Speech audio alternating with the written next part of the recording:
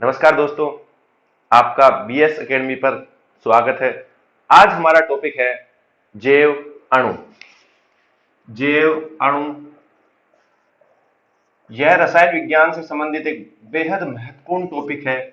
इस टॉपिक से संबंधित सवाल हर कंपटीशन एग्जाम में आते हैं तथा 12th बोर्ड कक्षा में इससे संबंधित एक अध्याय है। इस अध्याय के बारे में आज हम चर्चा करेंगे। जैव अणु है क्या और इसको किस प्रकार से सोल्व किया जा सकता है। इससे जो कंपटीशन एग्जाम में क्वेश्चन आते हैं वो किस प्रकार के आते हैं, उनको किस प्रकार से सोल्व किया जा सकता है, या बोर्ड परीक्षाओं में किस प्रकार से क्वेश्चन पूछे जाते हैं। आज हम देखते हैं जैव अणु। सबसे पहली बात तो जैव अणु होते क्या है। जैव अणु होते क्या है? पहला बात, यह जटिल कार्बनिक पदार्थ है। जटिल कार्बनिक पदार्थ है। जटिल कार्बनिक पदार्थ हैं। किसमें पाए जाते हैं? कोशिकाओं में। कोशिकाओं में संरचनात्मक तत्व होते हैं। तत्व यानी पहली बात तो जटिल कार्बनिक पदार्थ होते हैं। दूसरी, कोशिकाओं में संरचनात्मक तत्व होते हैं। तीसरा, यह जैव रासायनिक अभिक्रियाओं जैव रासायनिक अभिक्रियाओं द्वारा ऊर्जा प्रदान करते हैं। ऊर्जा प्रदान करते हैं। ऊर्जा प्रदान करते हैं। आप सभी लोगों को पता है हर क्रिया करने के लिए ऊर्जा की आवश्यकता होती है। तो वो ऊर्जा हमें कहां से प्राप्त होती है? जैव अणु से। और जैव अणु से कैसे प्राप्त होती है? जैव रासायनिक अभिक्रियाएं, बायोकेमिकल रिएक्शंस। बायोकेमिकल रिएक्शंस के द्वारा हमें ऊर्जा प्राप्त होती है। और हम उस ऊर्जा का उपयोग कैसे करते हैं? हमारे शरीर की वृद्धि में, विकास में, या कोई टूट फूट हो जाए उसको सही करने में अर्थात मरम्मत में उपयोगी होती है। तो जैव अणु का आपने बेसिक कॉन्सेप्ट समझा। जैव अणु होते हैं कार्बनिक पदार्थ होते हैं। कैसे होते हैं? जटिल होते हैं। कोशिकाओं में संरचनात्मक तत्व होते हैं, यानी कोशिकाओं का निर्माण इन्हीं जैव अणुओं से होता है। यह जैव रासायनिक अभिक्रियाओं द्वारा ऊर्जा प्रदान करते हैं। और ऊर्जा कहां काम आती है? विकास में, वृद्धि में, और आपकी मरम्मत। यानी विकास, वृद्धि और मरम्मत में किस चीज का उपयोग होता है? ऊर्जा का। अब आपको जैव अणु के एग्जाम्पल देखोगे तो आपको सबको पता है। कार्बोहाइड्रेट, जो आप रोज आलू खाते हो वो कार्बोहाइड्रेट। दूसरा, प्रोटीन, जो आप दाल खाते हो। लिपिड, जो आप तेल खाते हो। विटामिन,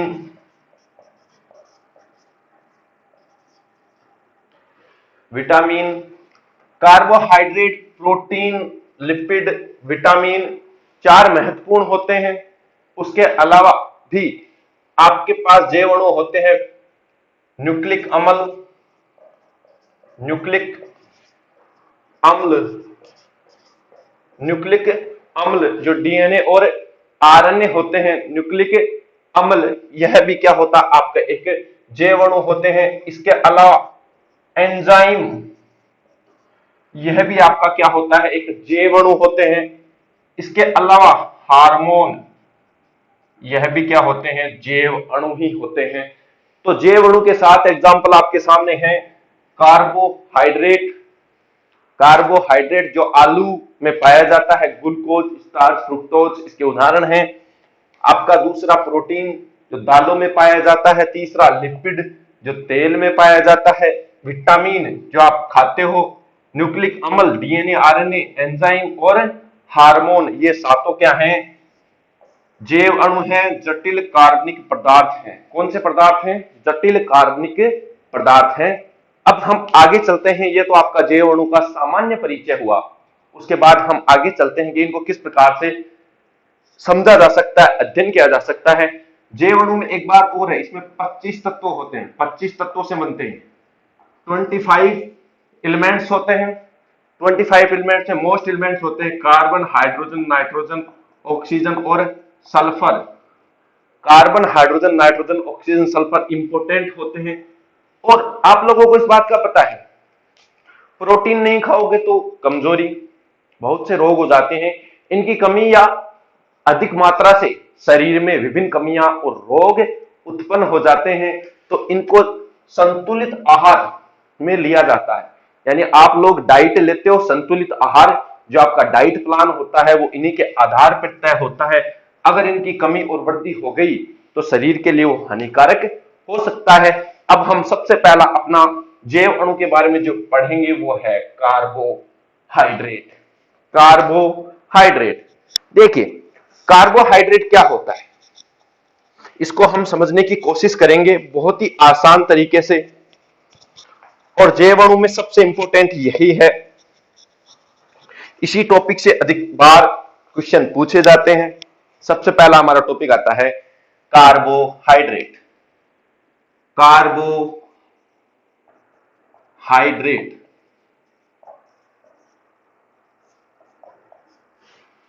देखो इसको आसानी से समझने के लिए इसका नाम ही काफी है।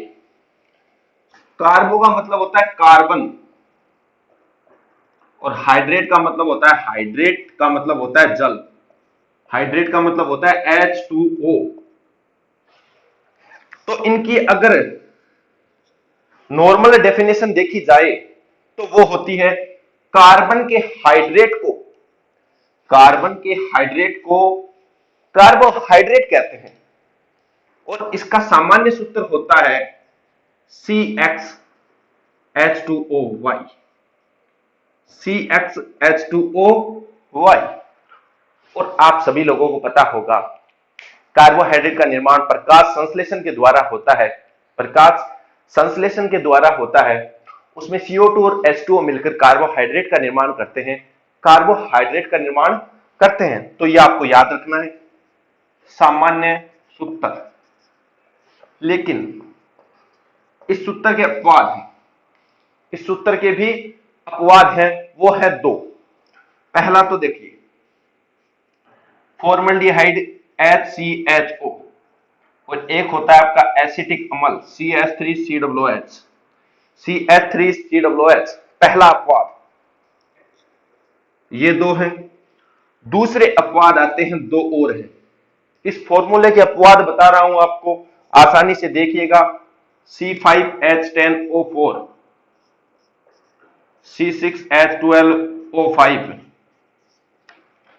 ये दो अपवाद और हैं। वैज्ञानिकों ने कहा इस फॉर्मूले का पालन करने वाले कार्बोहाइड्रेट होते हैं, और जो इस फॉर्मूले का पालन नहीं करते वो कार्बोहाइड्रेट नहीं होते हैं। तो समझने की कोशिश करना, ये आपका फॉर्मल्डिहाइड है, इसको ऐसे लिख सकते हैं C1H2O1, यानी दोनों संख्या बराबर है। ये इस फॉर्मूले का पालन कर रहा है, इस फॉर्मूले का पालन कर रहा है। दूसरा, इसको देखा जाए C2H2O2, तो ये भी इस फॉर्मूले का पालन कर रहा है। C2 और H2O ये भी इस फॉर्मूले का पालन कर रहा है। नियम अनुसार तो ये दोनों क्या होने चाहिए, कार्बोहाइड्रेट, कार्बोहाइड्रेट। लेकिन होते नहीं है, लेकिन होते नहीं है, लेकिन नहीं होते।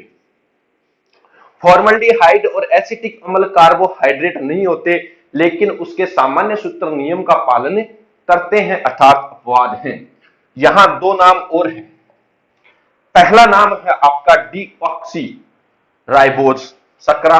डीऑक्सी राइबोज सकरा एक ऑक्सीजन कम है, इसका सामान्य सूत्र लिखोगे तो C5H2O नहीं हो सकता, क्योंकि O4 है, तो ये संभव नहीं है, इस फॉर्मूले का पालन नहीं करता। इसी प्रकार से ये आपकी रेमनोज, इसका नाम है रेमनोज, और इसका नाम है डीऑक्सीराइबोज। देखो ये भी इस नियम का C6H2O6 लिखोगे तो ये पालन नहीं करती, अर्थात पालन नहीं करती। अर्थात इस सामान्य सूत्र नियम का पालन नहीं करती, लेकिन फिर भी ये दोनों क्या है, कार्बोहाइड्रेट हैं, कार्बोहाइड्रेट हैं। तो वैज्ञानिकों के विचार के अनुसार अब उनको दूसरी परिभाषा की आवश्यकता महसूस हुई जो इसको सही तरीके से परिभाषित कर सके। उसमें हम देखते हैं इनकी परिभाषा, इनकी जो डेफिनेशन है उसके बारे में हम चर्चा करेंगे। जो मान्य डेफिनेशन होती है, इसकी परिभाषा आती है, डेफिनेशन,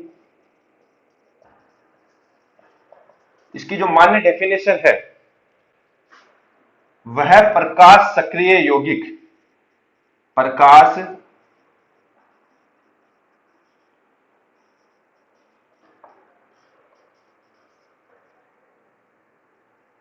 प्रकाशिक सक्रिय यौगिक जो स्वयं यानी खुद पॉलीहाइड्रोक्सी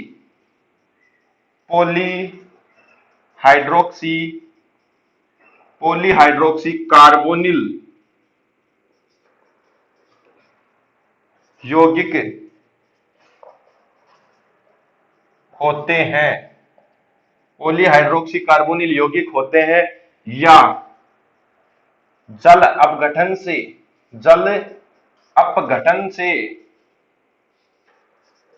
पॉलीहाइड्रोक्सी कार्बोनिल यौगिक बनाते हैं,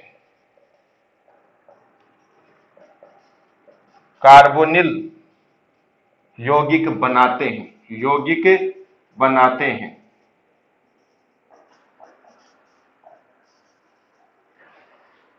तो इसका पहला तो प्रकाशिक सक्रिय ऑप्टिकल एक्टिव होना चाहिए। पहला पॉइंट कौन सा है, आपको याद क्या करना है, प्रकाशिक सक्रिय, ऑप्टिकली एक्टिव, प्रकाशिक सक्रिय होना चाहिए। दूसरा पॉइंट पॉलीहाइड्रोक्सी कार्बोनिल होना चाहिए, पॉलीहाइड्रोक्सी कार्बोनिल होना चाहिए, या तो होना चाहिए या जल अपघटन द्वारा प्राप्त होना चाहिए। वह प्रकाशिक सक्रिय यौगिक या तो स्वयं पॉलीहाइड्रोक्सी कार्बोनिल यौगिक हो या उनके जल अपघटन के द्वारा पॉलीहाइड्रोक्सी कार्बोनिल यौगिक प्राप्त किए जा सकें। ये इनकी क्या होती है, परिभाषा। तो परिभाषा के अनुसार आप किसी भी तत्व को पहचान सकते हैं कि ये कार्बोहाइड्रेट है या नहीं। तो आप देखो किस प्रकार से पहचान सकते हो, वह मैं आपको बताता हूं। सबसे पहला अपन उदाहरण लेते हैं ग्लूकोज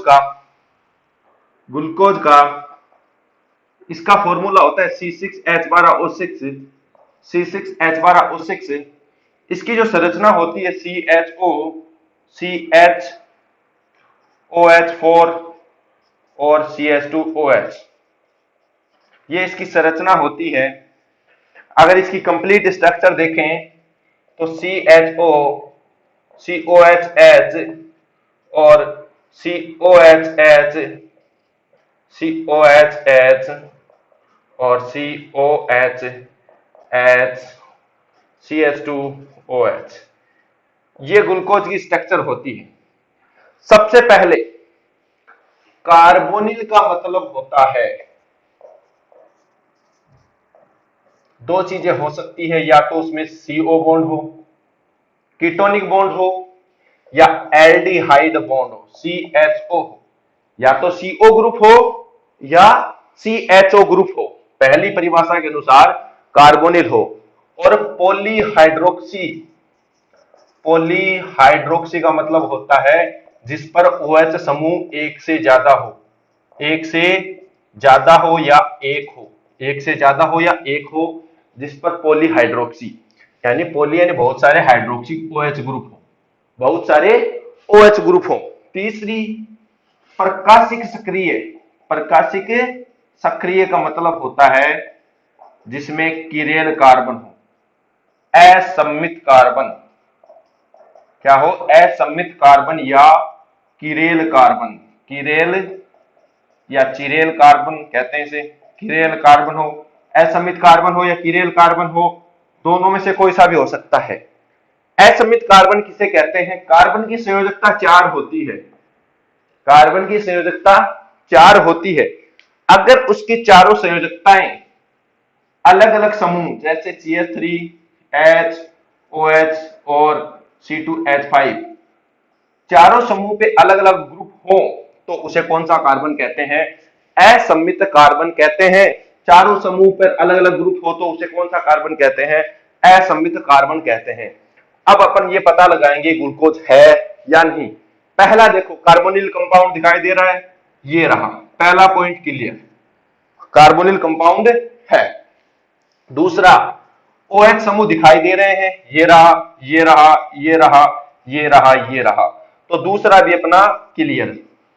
तीसरा पॉइंट, असम्मित कार्बन परमाणु है या नहीं, तो इसको देखो, इससे ये जुड़ा हुआ, ये जुड़ा हुआ, ये जुड़ा हुआ है, इसको देख लो, इससे ये, इससे ये, इससे ये, तो सभी कार्बन परमाणु क्या है? असम्मित अर्थात प्रकाशिक सक्रिय भी है, प्रकाशिक सक्रिय भी है। तो अर्थात वह यौगिक जो प्रकाशिक सक्रिय होते हैं स्वयं पॉलीहाइड्रोक्सी कार्बोनिल यौगिक होते हैं या जल अपघटन द्वारा पॉलीहाइड्रोक्सी कार्बोनिल यौगिक देते हैं, उन्हें क्या कहते हैं? कार्बोहाइड्रेट कहते हैं। क्या कहते हैं? कार्बोहाइड्रेट। तो आप ये पहचान सकते हो ग्लूकोज एक क्या है? कार्बोहाइड्रेट। क्यों? क्योंकि उसमें क्या उपस्थित है? कार्बोनिल यौगिक, OH समूह और प्रकाशिक सक्रिय, आसानी से पता लगा सकते हैं। ठीक है, अब अपन चलते हैं कार्बोहाइड्रेट का वर्गीकरण। कार्बोहाइड्रेट का वर्गीकरण,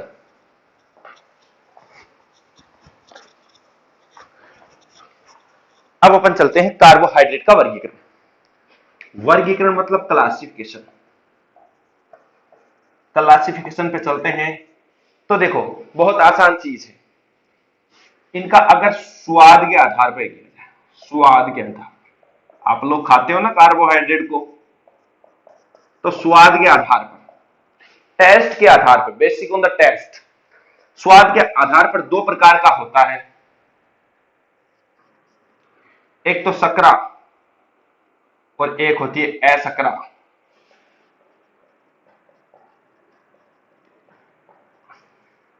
एक तो सकरा और एक असकरा। सकरा का मतलब होता है स्वाद में कैसी होती है? मीठी। सकरा को इंग्लिश में कहते हैं शुगर, और शुगर आपको पता है कैसी होती है? मीठी। और ये होती है नॉन शुगर, अर्थात ये मीठी नहीं होती। नॉन शुगर मतलब मीठी नहीं होती। सकरा आपकी मीठी होती है। इसका एग्जाम्पल हो सकता है ग्लूकोज, फ्रुक्टोज, सुक्रोज, ये सभी क्या है? मीठी सकराएं हैं। और नॉन शुगर का उदाहरण हो सकता है स्टार्च, सेल्यूलोज, सेल्यूलोज, ये सभी किसका उदाहरण है? नॉन शुगर के उदाहरण है। स्वाद के आधार पर दो प्रकार की होती हैं, शुगर और नॉन शुगर, अर्थात जो स्वाद में मीठी होती है उसे सकरा कहते हैं, और जो स्वाद में मीठी नहीं होती असकरा कहते हैं। स्टार्च, सेल्यूलोज, ग्लूकोज, फ्रुक्टोज और सुक्रोज इसके उदाहरण हैं। दूसरा, अगर दूसरा देखा जाए तो दूसरा है अपचयन के आधार पर। दूसरा है अपचयन के आधार पर।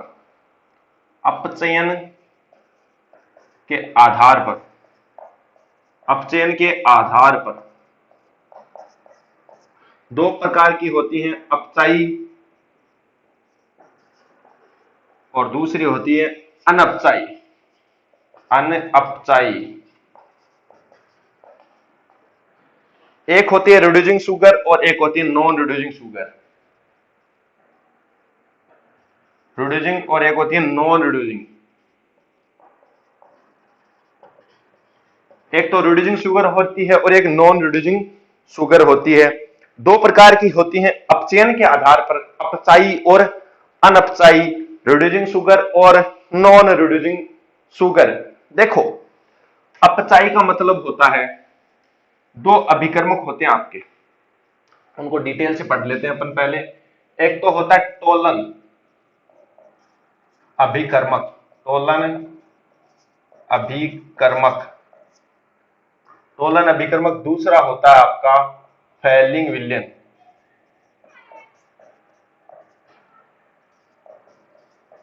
दो विलयन होते हैं, एक होता है फैलिंग विलयन और एक होता है टोलन अभिकर्मक। तोलन अभिकर्मक। देखो इनका काम क्या होता है, इनका काम होता है तोलन अभिकर्मक और फैलिंग विलयन का काम होता है ऑक्सीकरण करना, ऑक्सीकरण करना, ऑक्सीकरण करना और खुद का क्या करेंगे, अपचयन करना, खुद का अपचयन करना।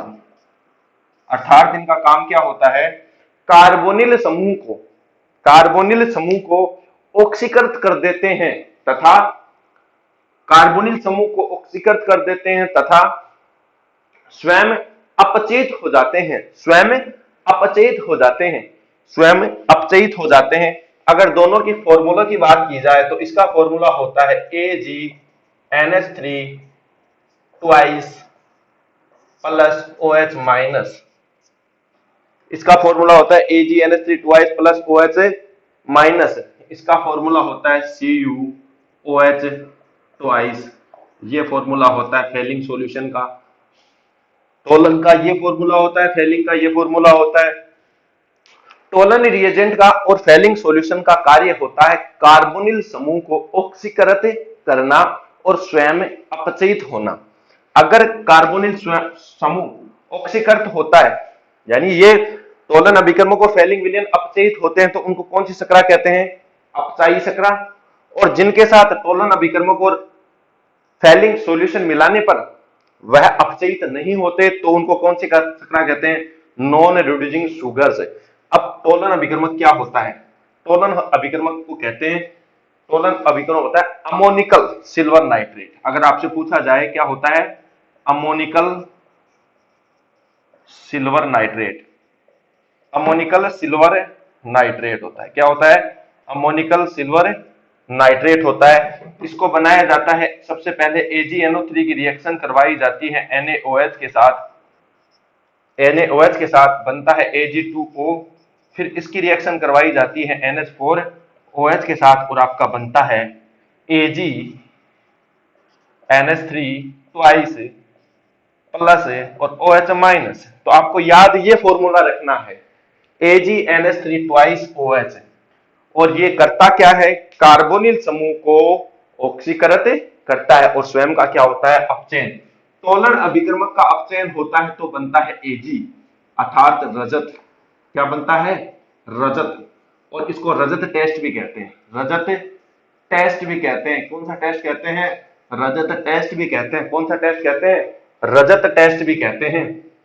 और सिल्वर को हिंदी में कहते हैं रजत, इसलिए उसको कहते हैं रजत टेस्ट। दूसरा होता है आपका फैलिंग। ये फैलिंग विलयन भी दो प्रकार का होता है बच्चों। पहला होता है ए, कॉपर सल्फेट का जलीय विलयन, कॉपर सल्फेट का जलीय विलयन, कॉपर सल्फेट का जलीय विलयन, कॉपर सल्फेट का जलीय विलयन। दूसरा होता है फैलिंग विलयन बी, ये तो ए, और दूसरा होता है B, sodium potassium tartrate, sodium potassium tartrate, sodium potassium tartrate और NaOH का सॉल्यूशन होता है, sodium potassium tartrate plus NaOH का सॉल्यूशन होता है। कॉपर सल्फेट का जलीय विलयन फैलिंग विलयन O होता है, फैलिंग विलयन B होता है सोडियम पोटेशियम टार्ट्रेट और NaOH का विलयन होता है। इससे बनता है ये होता है नीले रंग का। कैसा रंग का होता है, नीला रंग। कैसा रंग होता है इसका, नीला रंग। और ये किसमें चेंज कर देता है, क्यूप्रिक ऑक्साइड में। किसमें चेंज होता है, क्यूप्रिक ऑक्साइड में चेंज हो जाता है। और इसका रंग कैसा होता है, लाल। कैसा रंग होता है, लाल। तो दो सॉल्यूशन आपको मैं बता चुका हूं, एक होता है फैलिंग और एक होता है टोलन। ये दोनों क्या करते हैं, फॉर्मूला आपके सामने है AgNH3OH, और ये कैसा रंग देता है, रजत दर्पण, और इसे रजत टेस्ट भी कहते हैं। फैलिंग सॉल्यूशन दो टाइप के होते हैं, ए और बी, जिसे कॉपर सल्फेट का जलीय विलयन sodium potassium tartrate plus NaOH solution, और ये इसका फॉर्मूला होता है CuOH2। अगर आप डायरेक्ट भी इस फॉर्मूले को याद रखोगे तो भी आपके लिए बहुत आसानी है, या इसको याद रखोगे तो आपको बहुत आसानी है। ये होता है नीला रंग का, और इसको जैसे ही डालते हैं तो कैसा रंग हो जाता है, लाल। कैसा रंग हो जाता है, लाल। यानी कॉपर प्लस 2 किसमें चेंज हो गया, कॉपर प्लस में क्या हो गया, अपचयन। क्या हो गया, अपचयन। कार्बोनिल समूह का क्या करता है, ऑक्सीकरण, और खुद का क्या करता है, अपचयन। और अपचायी शर्करा किसे कहते हैं, जो किसका अपचयन कर दे, टोलिंग अभिकर्मक और फेलिंग विलयन का अपचयन कर दे, उनको कहते हैं अपचायी शर्करा। और इसमें उदाहरण है ग्लूकोज और फ्रुक्टोज। जिनमें कार्बोनिल समूह मुक्त होते हैं वही किसको अपचयी करते हैं, अपचायी शर्करा। अनअपचायी शर्करा का उदाहरण है सुक्रोज। कौन सा उदाहरण है, सुक्रोज। अनौपचायी शर्करा का उदाहरण है सुक्रोज। अब आसानी समझ सकते हो इसकी। अपचायी शर्करा किसे कहते हैं, जो टोलन अभिकर्मक और फेलिंग विलयन को अपचयित कर देती हैं, उन्हें कौन सी शर्करा कहते हैं, अपचायी शर्करा। एग्जांपल ग्लूकोज और फ्रुक्टोज। टोलन अभिकर्मक और फेलिंग विलयन के बारे में मैंने डिटेल से आपको बताया। अनपचायी शर्करा किसे कहते हैं, वह शर्करा जो टोलन अभिकर्मक और फेलिंग विलयन को अपचयित नहीं करती, उन्हें अनपचायी शर्करा कहते हैं। इसका उदाहरण है सुक्रोज। टोलन रिएजेंट और फेलिंग सॉल्यूशन आपके बारे में, इनके बारे में मैं आपको आसानी से बता चुका हूं कि ये किस प्रकार के होते हैं। दो वर्गीकरण हो गए। तीसरा वर्गीकरण अपना होता है आकार के आधार पर। आकार के आधार पर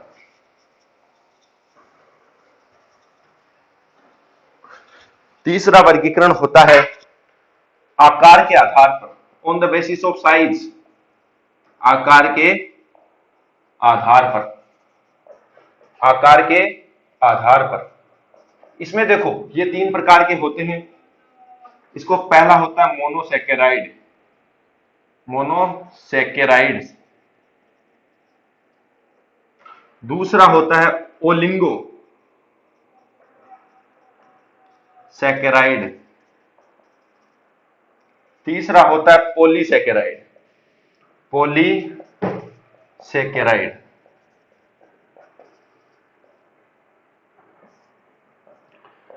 तीन नाम हो गए, मोनोसैकेराइड, ओलिगोसैकेराइड और पॉलीसैकेराइड। आकार के आधार पर, आकार के आधार पर। देखो पहला बात, इनका जल अपघटन नहीं होता, जल अपघटन नहीं होता है।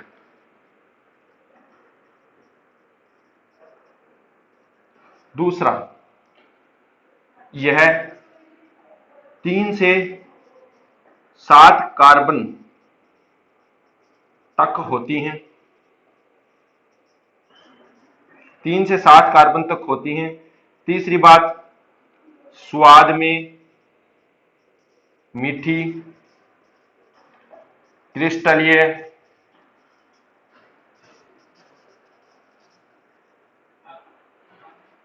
क्रिस्टलीय होती हैं, और स्वाद में मीठी और क्रिस्टलीय होती हैं।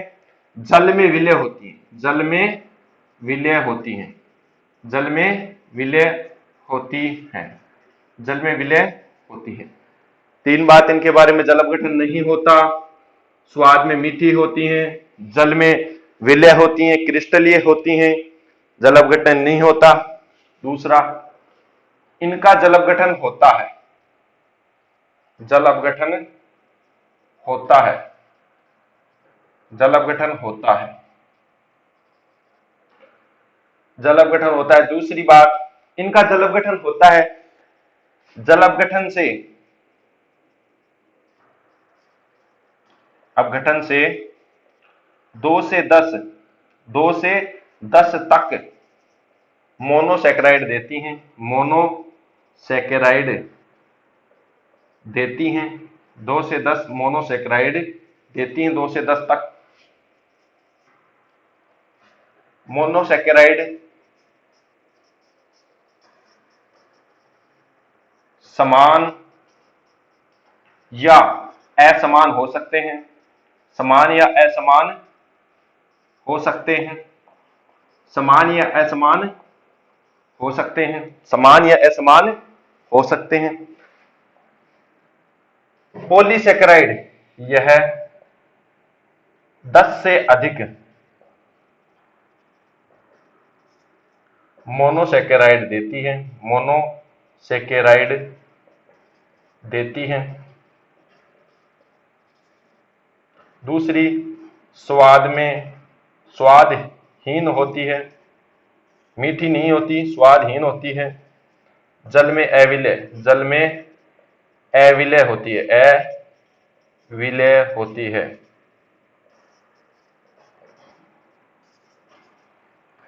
ये आपकी तीन सैकेराइड थी, मोनोसैकेराइड, ओलिगोसैकेराइड और पॉलीसैकेराइड। मोनोसैकेराइड जल अपघटन नहीं होता, 3 से 7 कार्बन तक होती हैं, स्वाद में मीठी होती हैं और क्रिस्टलीय जल में विलय होती हैं। जल में विलय क्यों होती है, इसका कारण आप लिख लेना। जल में विलय होती है हाइड्रोजन बंध के कारण, हाइड्रोजन बंध के कारण। ये क्वेश्चन पूछा जाता है कि मोनोसैकेराइड जल में विलय क्यों होती हैं, हाइड्रोजन बंध के कारण। एनसीईआरटी बुक में आसान सा इसका सॉल्यूशन दे रखा है, हाइड्रोजन बुक के कारण। ओलिगोसैकेराइड इनका जल अपघटन नहीं होता, होता है जल अपघटन से 2 से 10, ये याद रख लेना। इसमें मोनोसैकेराइड 1 होता है, इसमें 2 से 10 मोनोसैकेराइड देती है और 10 से अधिक इसमें होते हैं पॉलीसैकेराइड में। अब अपन चलते हैं मोनोसैकेराइड पे। मोनोसैकेराइड को हम डिटेल से पढ़ते हैं। कैसे पढ़ते हैं, डिटेल से, क्योंकि ये इंपॉर्टेंट है। मोनोसैकेराइड, मोनोसैकेराइड को हम किस प्रकार से सॉल्यूशन दे सकते हैं और किस प्रकार से इसका आंसर निकाल सकते हैं, ये देखते हैं मोनोसैकेराइड के बारे में। मोनोसैकेराइड पहला आता है मोनोसैकेराइड।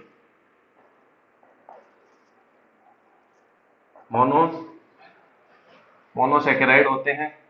मोनोसैकेराइड इनके बारे में देखो, पहली बात जल अपघटन बता चुका हूं, नहीं होता, यानी ये लास्ट यूनिट होती है, जल अपघटन नहीं होता। कार्बन कितने होते हैं, 3 से 7 तक होते हैं, 3 से 7 तक होते हैं। अब मोनोसैकेराइड भी 2 प्रकार की हो सकती है, एक तो होती है एल्डोज और एक होती है कीटोज। एक तो होती है एल्डोज और एक होती है कीटोज। एक होती है एल्डोज जिसमें कौन सा ग्रुप पाया जाता है, CHO ग्रुप। कौन सा ग्रुप पाया जाता है, जिसमें CHO ग्रुप पाया जाता है उसे क्या कहते हैं, एल्डोज। और कीटोज किसे कहते हैं, जिसमें कीटोन ग्रुप पाया जाता है, CO ग्रुप पाया जाता है, उसे क्या कहते हैं, कीटोज कहते हैं। उसे क्या कहते हैं, एल्डोज। और कीटोज, एल्डोज में CHO ग्रुप पाया जाता है, कीटोज में CO ग्रुप पाया जाता है। अब आगे चल के हम देखते हैं एल्डोज और कीटोज के बारे में कि एल्डोज और कीटोज क्या है।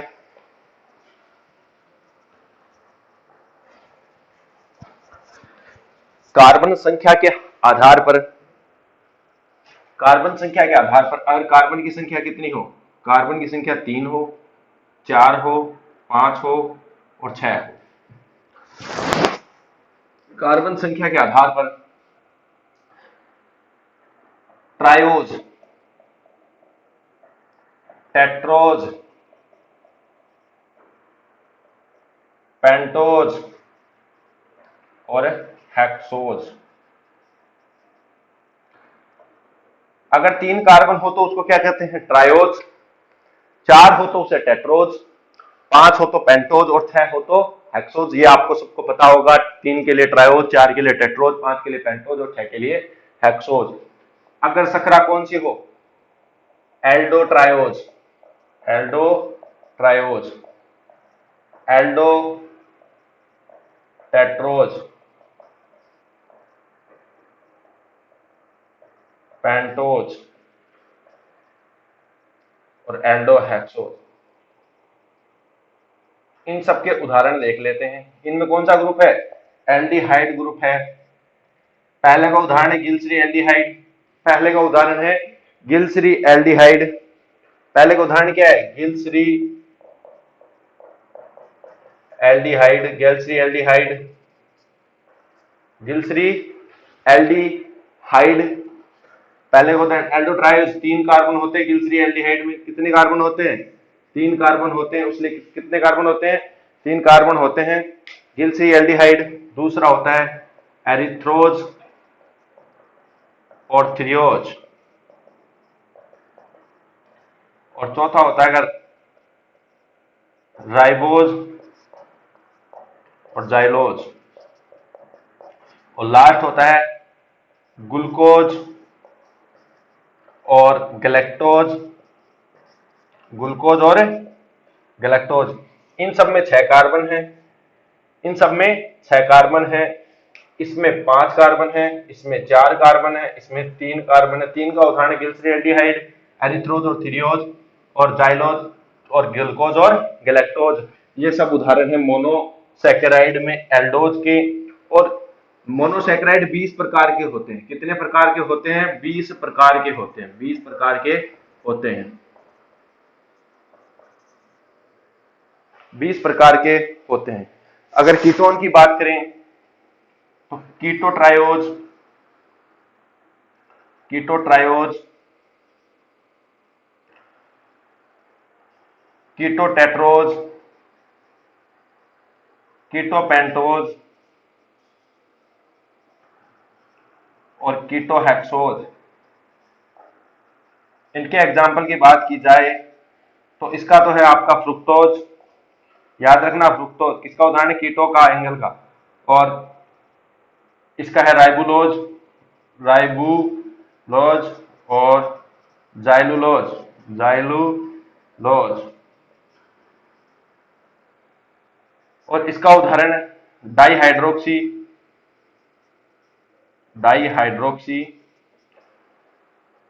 कीटोन, डाईहाइड्रोक्सी कीटोन, इसका एग्जांपल है डाईहाइड्रोक्सी कीटोन।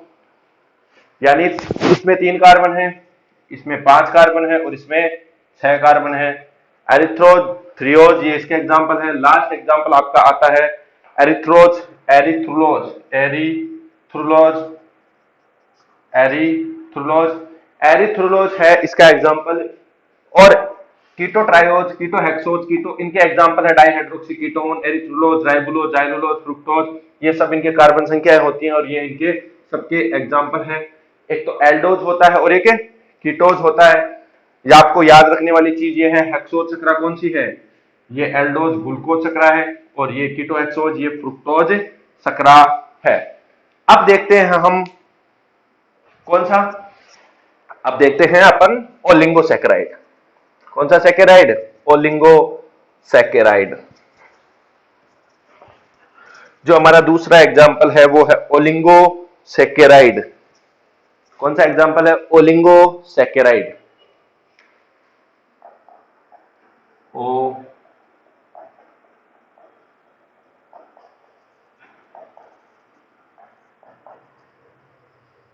ओलिगोसैकेराइड, इसमें पहला बात तो जल अपघटन होता है, जल अपघटन होता है, जल अपघटन होता है, जल अपघटन होता है। दूसरा, इसमें जो मोनोसैकेराइड की संख्या होती है 2 से लेकर 10 तक होती है, 2 से लेकर 10 तक होती है। ये इंपॉर्टेंट फैक्ट है, 2 से लेकर 10 तक होती हैं। और इनमें ग्लाइको, ग्लाइकोसाइडिक, ग्लाइकोसाइडिक बंध पाया जाता है, ग्लाइकोसाइडिक बंध पाया जाता है। कौन सा बंध पाया जाता है?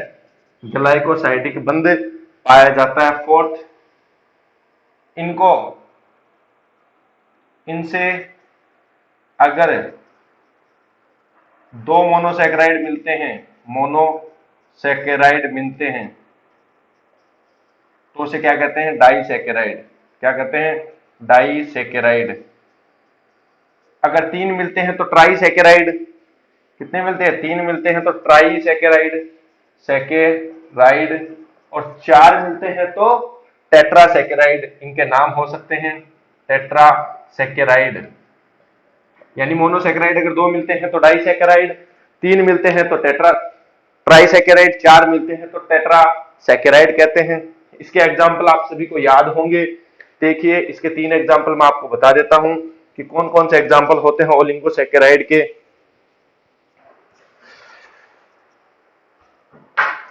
पहला एग्जाम्पल आता है आपका सुक्रोज, सुक्रोज या इन्वर्टेड शुगर, या इसे इक्सु सकरा भी कहते हैं, कैन शुगर भी कहते हैं।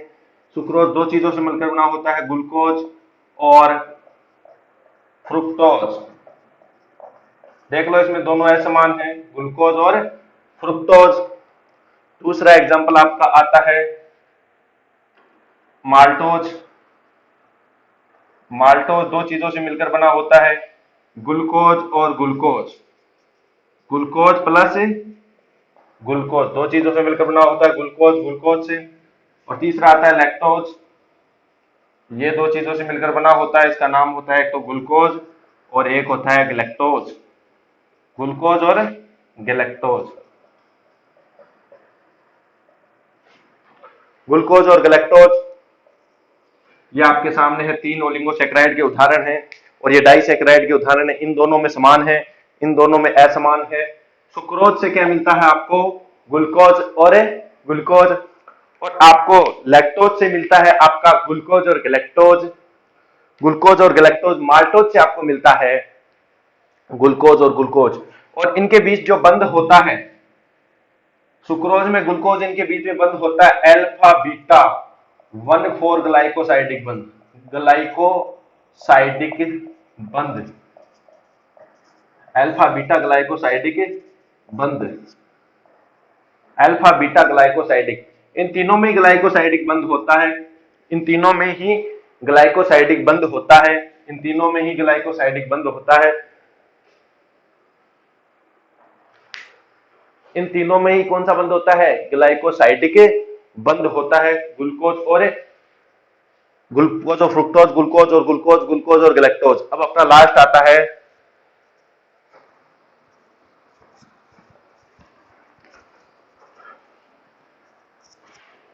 पॉलीसैकेराइड। कौन सा आता है, पॉलीसैकेराइड।